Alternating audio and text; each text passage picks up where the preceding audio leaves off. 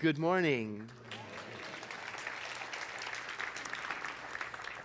I am Edward Viljoen, and I am not talking on the assigned topic this morning. Instead, I'm going to talk about what is going on in our world and how I'm trying to understand it in the context of vision. What role does vision play? This year we've been focusing on the vision that inspires our spiritual movement. And I've been thinking about that and how a vision is different to a goal. Because a goal is something that is concrete. For example, to make computers. It's very clear.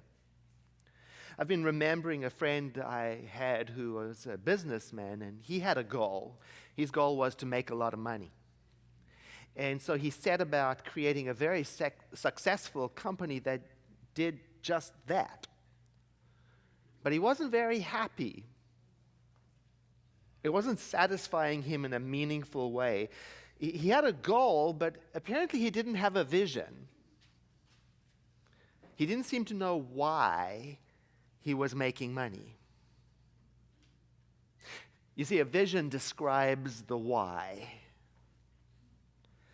A vision describes the style in which we accomplish our goals. So a vision has to be bigger than our goals. It's something like this. We transform our customers' lives with intuitive, eco-friendly innovation. Or in a spiritual context, we promote planetary transformation through individual transformation. That's one of ours. Do you know Harley-Davidson, the company? Their vision statement says that they provide extraordinary motorcycles and customer experiences. So, in addition to selling motorcycles, they want their customers to have an extraordinary experience while shopping. So it affects the way they sell their motorcycles. That becomes part of the extraordinary experience. So whatever your goals are in the world, whatever our goals are in the world, whether it is to make a computer, to raise a family, to teach a class, to make money, to serve in local government, the vision is what affects how we get there. The difference between a goal and a vision is that a goal can be achieved. For example, I want to get married. That's a goal. Now, if the laws of my state don't allow me to get married, then my goal guides me to take whatever necessary steps I need to take to lawfully pursue that and achieve it. And then when it's achieved, I can check it off and get married. Done. But how did I behave when I was getting it handled? That's where the vision comes in.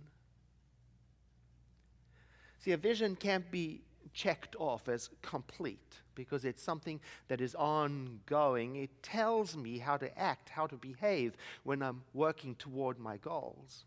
So, for example, if my vision is a world in which loving kindness and forgiveness is emphasized, that's one of our visions. If my vision is a world in which loving kindness and forgiveness is emphasized, then that can tell me how to behave when I'm working towards marriage equality, or towards making motorcycles, or towards raising a family, or making money, or saving the rainforest, or sharing whatever the goal is. Now I can check with my vision. Am I being kind? Am I being forgiving? Because it's all too easy to slip out of sync with the vision when I put all my intention entirely on the goal. I can lose some of the soul of what I'm doing when I forget why I'm doing it. Our spiritual organization, Centers for Spiritual Living, has a vision, and we've been talking about it all year, studying it. And it has several key elements. I've brought just a few of them with me today to share with you. Kinship with all life, honoring all life as divine, living spiritually motivated lives, awakening to our true nature, valuing creative expression, practicing forgiveness. See, these are not the sort of things you can easily check off and say, done. Rather, they're ongoing influences in our lives. If we say yes to them or others like them, if we accept them, then they can work in our consciousness and change the way that we show up in the world. And it's a big if. If we say yes to them and accept them and integrate them and think about them and measure our progress by them. Otherwise, they're just words on a screen or on a piece of paper. So it's one thing to say, I stand for something like these ideas or others like them, and it's another thing altogether to really let them in so that they can go to work in us. You know, we might say something like, I stand for the idea of peace. I stand for peace. But at the same time, we might have blind spots that keep peace on the surface. And blind spots are those behaviors that we can't see anymore. They're spots where our actions and choices don't match what we say we stand for. Oh, and you know, when somebody points out that we have a blind spot, it can be very disturbing. Because it can be a surprise. What do you mean I don't act peacefully? I just went to the Center for Spiritual Living and I heard a whole message about peace. I just sang the peace song. I've got a bumper sticker on my car. It says peace. Don't mind that I'm yelling at you because you pointed out that I may be acting in a way that is not peaceful. In a way that I've stopped seeing. See, it takes sincere, honest self-evaluation to look in like that. As a nation, we are really struggling with that dissonance right now. We're looking at where our behavior doesn't match our nation's vision of equality and freedom and inalienable rights for all. That's our vision as a nation. And we are being called to ask, do we behave like it's true? And social media, information sharing, cell phone videos, technology and the internet, it's making it more and more difficult for us to ignore our blind spots. There's just nowhere to hide from them anymore. And we are discovering that we have blind spots when it comes to equality. We have blind spots when it comes to equal rights. We have blind spots when it comes to equal freedom. And one annoying way that blind spots show up is in the form of privilege. And again, it can make a person very defensive to ask them to consider that they might be behaving in a privileged way that doesn't match the vision of equality and freedom and equal rights for all. Very annoying. But that's exactly how we change our thinking. To look at the difficult things and to ask, how am I resolving them? With loving kindness? With forgiveness? I've been doing that. I've been looking at my thinking, and I've been learning a lot. I've been learning that I belong to some overprivileged groups. And also I belong to some underprivileged groups. We all do. Everyone has a different mixture of privilege biases. And I've been learning that when I'm not aware of my privileges, I can sometimes act in unconscious ways that are not in sync with my desire to contribute to a world that works for everyone.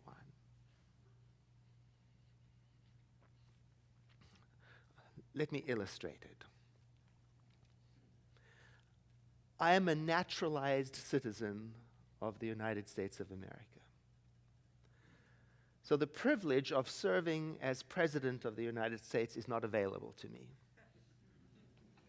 In that regard, I have less privilege. I was born into a lower middle class, but relatively financially stable family. So my education, my health, future opportunities were all pretty much guaranteed by my birth in ways that are simply not available to others who have had to struggle to attain what I could have taken for granted and did. In this regard, I have more privilege. I was born white. So I pretty much could and still can expect to have my existence endorsed by the media, represented in movies, on advertising, defended and validated everywhere all of the time in ways that are simply not available to others who have had to struggle to experience equal treatment and representation.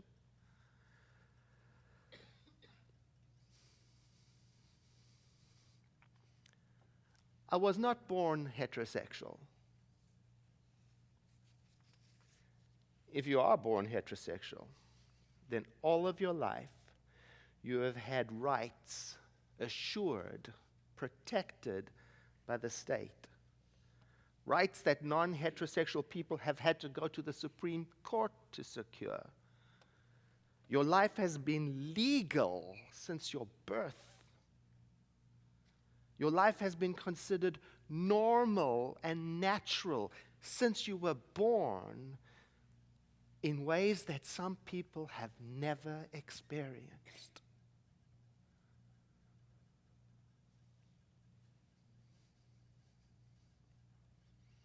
If you're male, you can make assumptions about your safety in the world that are pretty accurate. You can move around the planet in relative safety in ways that are simply not possible or available to people of other genders.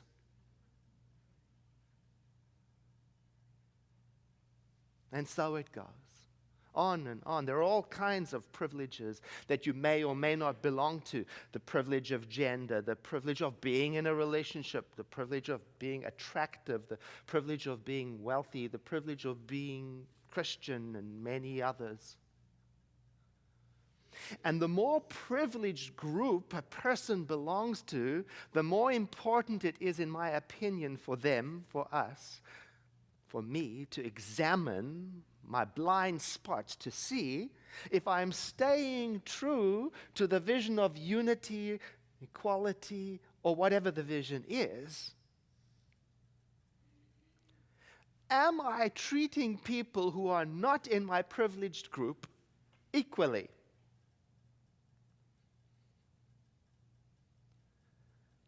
Do I think about people who are not in my privileged group equally? Getting back to the vision of Centers for Spiritual Living, you know, when it first came out, some people reacted to it quite strongly, saying, we can't achieve that. There's no way to do that. It's unreasonable. And if you want evidence, just look at what's going on in the world today in Louisiana, in Texas, in Minnesota. And you'll see that things in the world seem to be going in the opposite direction from the vision, not closer to it. And the question in many people's heart is, what is going on? I think that what is going on is that the vision of unity, equality, and freedom, both in our movement and in our nation, is forcing our blind spots out into the open in the most uncomfortable and unfortunate way. Because the vision cannot come into being while we behave in ways that are opposite to it. Something has to change. This is a good time to be concerned. But it is not a good time to become hopeless. When I feel hopeless, I turn to one of my favorite passages in The Science of Mind, written by Ernest Holmes, and it goes like this. To desert the truth in the hour of need is to prove that we do not know the truth. When things look the worst, that is the supreme moment to demonstrate, to prove to ourselves that there are no obstructions to the operation of truth or obstructions to the vision. It goes on to say that the best time to practice our spirituality, to pray and to meditate, is when things are the worst. And it goes on to say that when we can throw ourselves into this work with complete abandon and cut loose from all apparent moorings, that's what it says. When we can cut loose from that, we will be rewarded with the fruit of our work. I love that. I love that reminder. Don't desert the truth or the vision because things are in turmoil. After all, things may very well be in turmoil because the truth is so important to us. I think we are being prompted to adjust our behavior to match the vision. And I love that phrase, cut loose from all apparent moorings. I take it to mean I've got to step outside of my comfort zone. Cut loose from all the things that keep me stuck and stationary, all the things that inhibit progress, and go in the direction of the vision. It may be uncomfortable. It may be inconvenient. It may be disturbing, but I've got to go. Here at the Center for Spiritual Living, Santa Rosa, we have a vision. We have many visions. One of them is to be inclusive and diverse. Well, you know, it's not easy to be diverse if you're not willing to change. It's not easy to be inclusive if you're not willing to include. See, it's one thing to say, we are inclusive. It's another thing to act inclusively. And you know, if you say something like, we are inclusive, oh, you're going to set something in motion. It's going to start to work, and you're going to meet your blind spots. You're going to bump into them. You're going to find the places where you are not really willing to include. You know, today, for the very first time, we are having simultaneous Spanish interpretation of this very message. And when we started it, working towards it, we started to discover the issues that we are blind to. The first thing we discovered is that we have nothing here to welcome Spanish-speaking people. We couldn't even translate the welcome package that we handed out because everything in it refers to events and experiences that are in English. So our vision of diversity and inclusivity is disturbing us and making us realize that it is just not enough to announce we are inclusive. We actually have to be inclusive.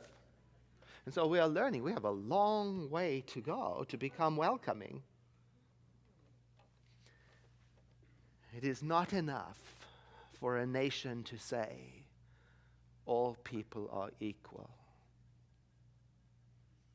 We have to actually treat people equally.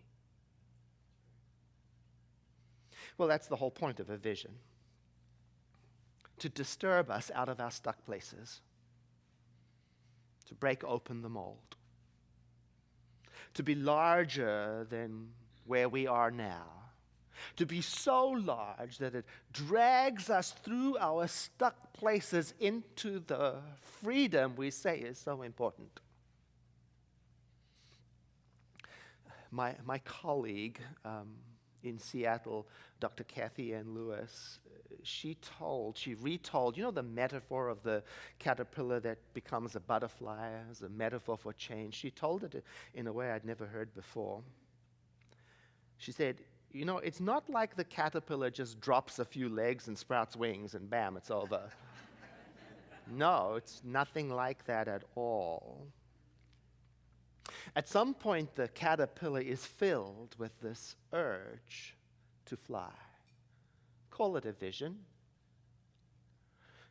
And then it sits down and it starts to tie itself up in a ball in which things become pretty restricted and tight and dark. And in that stage, you might say, it doesn't know which way is forward and which way is backward, what is up and what is down.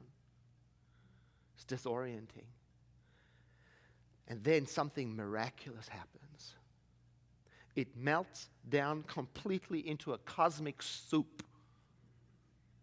And out of that melted downness, that melted mess, it begins to reconstitute itself into what will become a butterfly. And the interesting thing is, this radical transformation, it does not have to become something that it wasn't.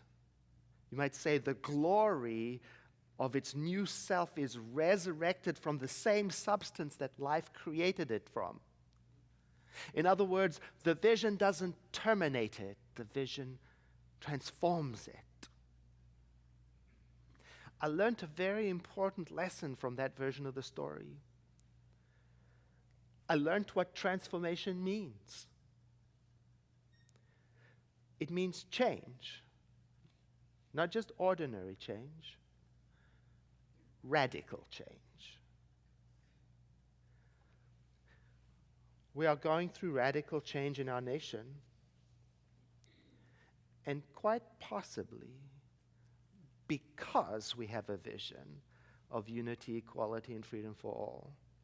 And it seems to me that the vision cannot tolerate our blind spots anymore.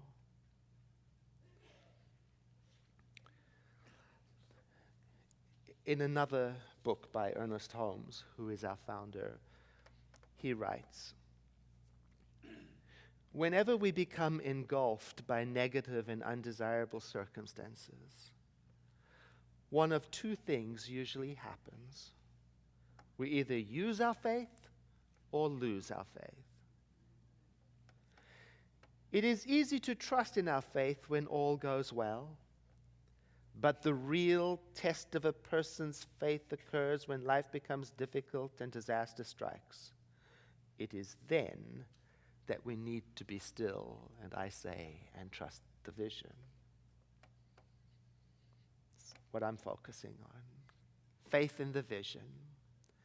And trusting it to continue to change me and to guide me to do what is just and what is forgiving and what is kind. I'm focusing on remembering that something new is trying to emerge. For my own use, I have made an adaptation of the Serenity Prayer to use in times when transformation is frightening. And I share it with you today. So I invite you to breathe in with me and to exhale, letting your eyes close. Spirit's wisdom within me gives me the peace to embrace the things I cannot control. Spirit's strength within me gives me the courage to change the things I can, as well as the wisdom to know the difference between the two. And so I live one day at a time, enjoying one moment at a time, seeing hardships for what they are. I take this world as it is, instead of insisting it be anything different. Trusting that goodness has made all things perfectly, I surrender to what is, so that I may live in peace in this world and the next. And I invite you now to sit in a moment of silent contemplation with me.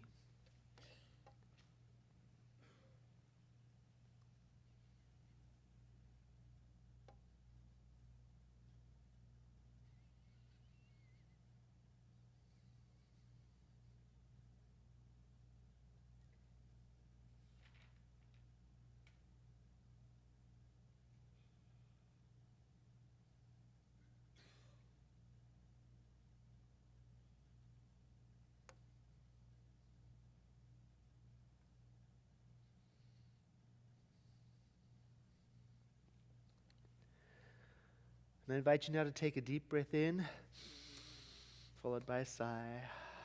And we use that movement of breath to make the transition to that beautiful part of our service where from our hearts we share our resources to support our center and its work. I ask the ushers to stand. And won't you please take your gift in your hand, and if you've given electronically, won't you place your hand on your chest as a symbol of your gift and say after me, I bless this gift. I send it forth to heal and prosper. It does amazing work in the world. And so it is. Ushers, please receive the gift.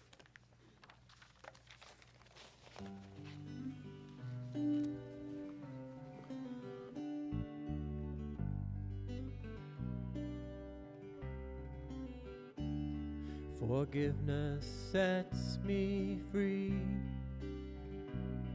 Forgiveness starts with me.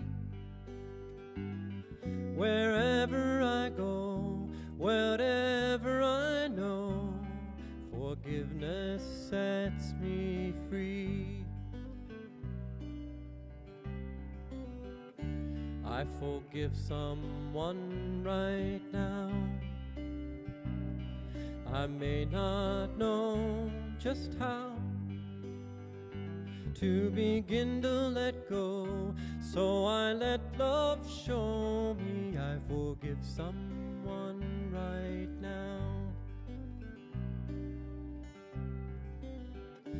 Let's forgive the world today. As we forgive the world, we say,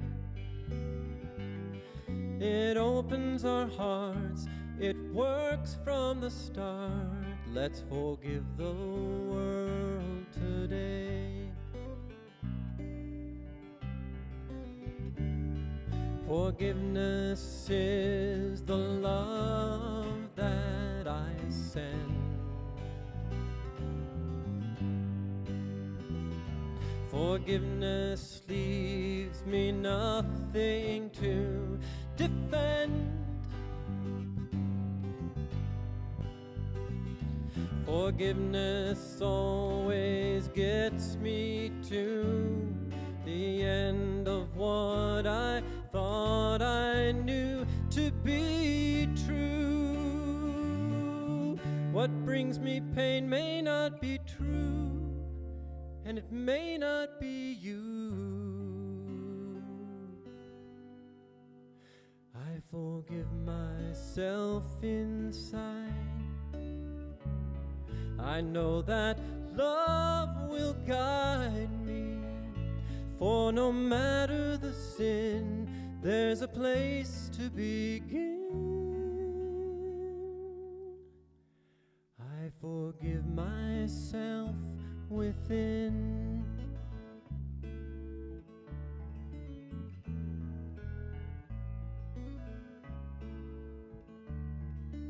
So I begin to let love in. Right now.